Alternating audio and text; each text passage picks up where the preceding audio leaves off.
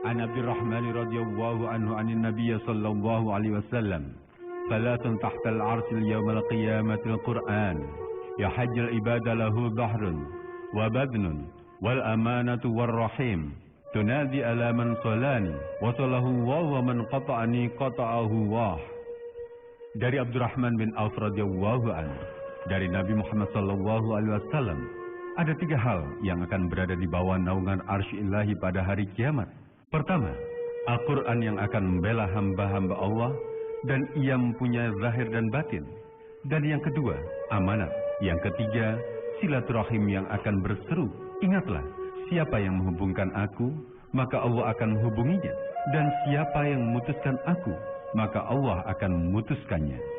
Kawan, maksud 3 hal yang berada di bawah naungan arsy adalah sempurnanya kedekatan ketiga hal itu kepada Allah, yaitu sangat dekat dengan arsy Allah. Maksud membela hamba Allah adalah orang yang memuliakan Al-Quran, menunaikan hak-haknya, dan mengamalkan isinya. Maka Al-Quran pasti akan membelanya di hadapan Allah dan akan mensyafaatinya serta meninggikan derajatnya. Mullah Al-Qari radhiyallahu an meriwayatkan dari Tirmidzi bahwa ahli Al-Quran kelak akan datang pada hari kiamat, lalu Al-Quran memohon kepada Allah, ya Allah, berilah dia pakaian, maka dipakaikan mahkota kemuliaan kepada orang itu. Kemudian Al-Quran memohon lagi, ya Allah, tambahkan untuknya, maka dipakaikan kepadanya pakaian kemuliaan.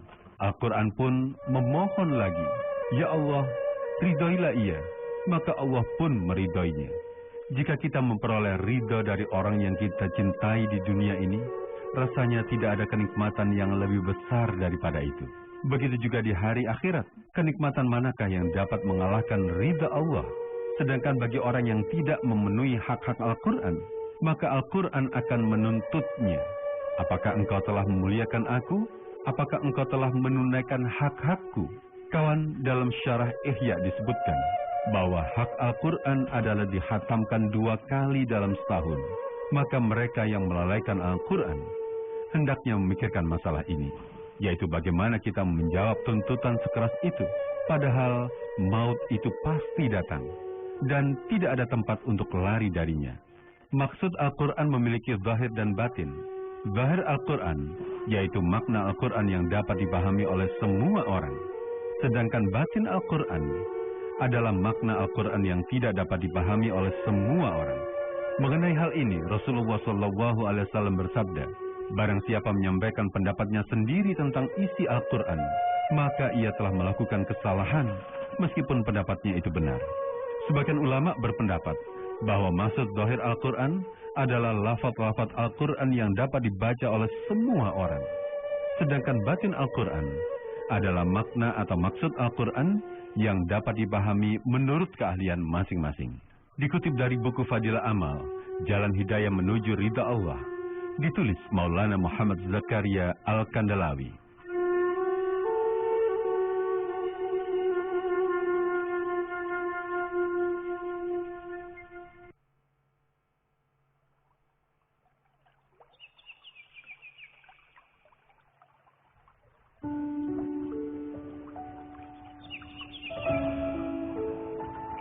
Kubah Kuliah Bekal Hati bersama Kiai Haji Munhanif Ma'syum.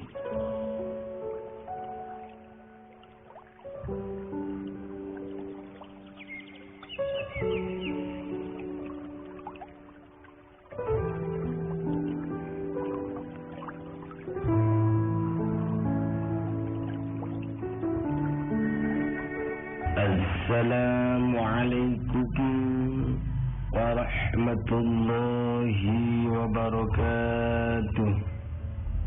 Alhamdulillahil qail fi kitabihil karim.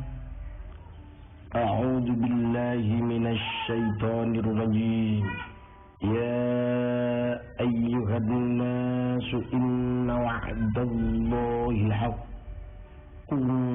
فلا تغرنكم الحياة الدنيا ولا يغرنكم بالله الغرور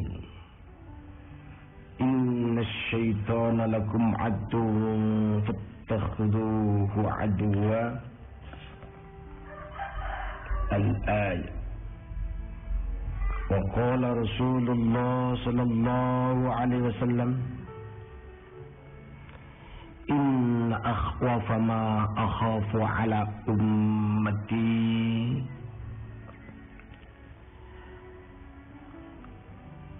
syirkun saghir. Qala wa ma hiya syirkun saghir ya Rasul? Wa ar-riya. Atau kama qala Rasulullah sallallahu alaihi wasallam.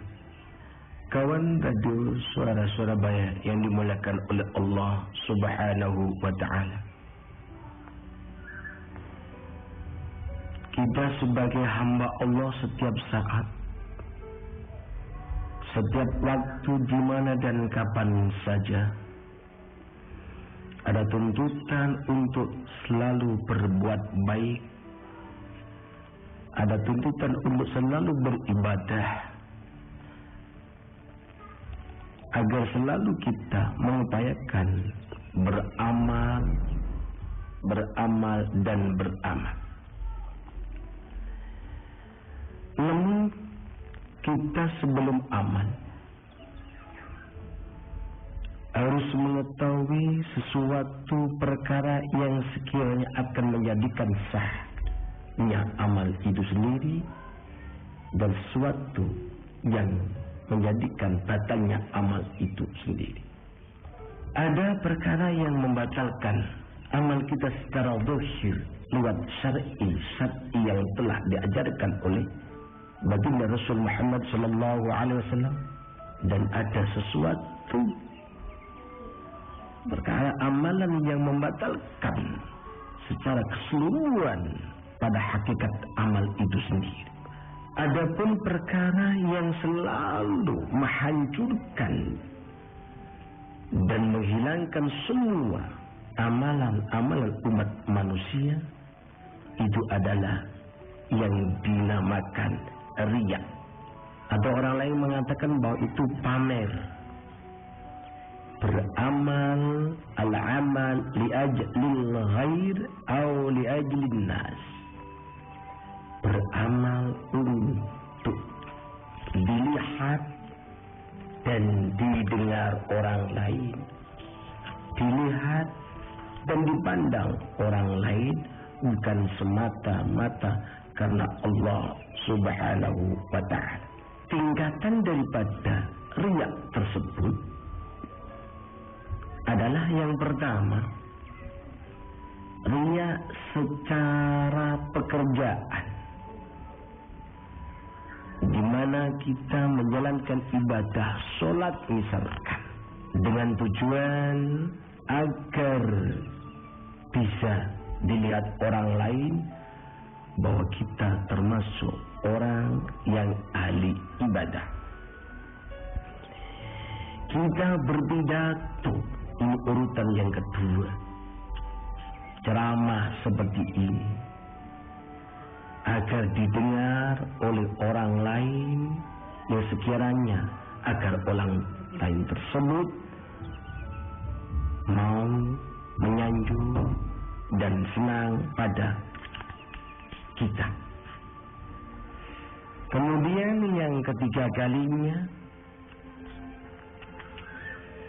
adalah beribadah ditambah-tambahi sholat sunnah yang biasanya hanya tasbih, kemudian oleh karena datang orang lain yang berada di tempat sholat tersebut, kemudian ditambahi sholat sunnah yang banyak sekali dengan tujuan agar orang lain mengatakan bahwa orang itu ahli ibadah dan ahli mengabdikan diri kepada Allah Subhanahu wa ta'ala. Kawan radio suara Surabaya yang dimuliakan oleh Allah Subhanahu wa ta'ala, perbuatan yang sedemikian ini Rasulullah sallallahu alaihi wasallam menyampaikan, yang artinya sesuatu yang sangat aku takutkan pada umatku adalah syirik kecil. Kemudian sahabat sebagai sahabat bertanya pada Rasul, Apa itu ya Rasul? Syirik kecil. Syirik kecil adalah orang beramal tidak semata untuk Allah Subhanahu wa ta'ala, akan tetapi amalnya agar dilihat dan dilihat oleh orang lain. Ini orang yang beramal walaupun setiap malam sujud beratus-ratus rakaat, tapi semuanya itu sia-sia belaka.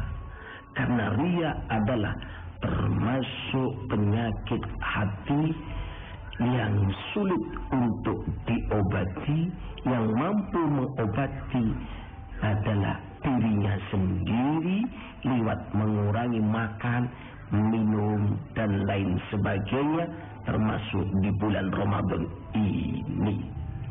Semua orang menganggap bahwasanya riya pamer merupakan urusan atau perkara yang biasa-biasa saja. Akan tetapi pamer atau riya itu masuk pada tahapan dosa besar. Orang lain mengatakan bahwa dosa besar adalah zina, mabuk, dan lain sebagainya. Itu memang yang kelihatan. Akan tetapi riya ini masuk pada tahapan dosa besar yang semua manusia tidak merasa. Wala yash'uruna an-nas annahu minal ism. Rata-rata manusia punya prasangka bahwa itu tidak termasuk golongan dosa, padahal itu masuk pada kalangan dosa besar yang sulit untuk dimaafkan oleh Allah Subhanahu wa ta'ala. Maka hadirin kawan Radio Surabaya dimuliakan oleh Allah Subhanahu wa ta'ala, di bulan Ramadan ini mari kita upayakan sekuat mungkin, karena Ramadan adalah bulan rahmat. Mari kita berupaya sekuat mungkin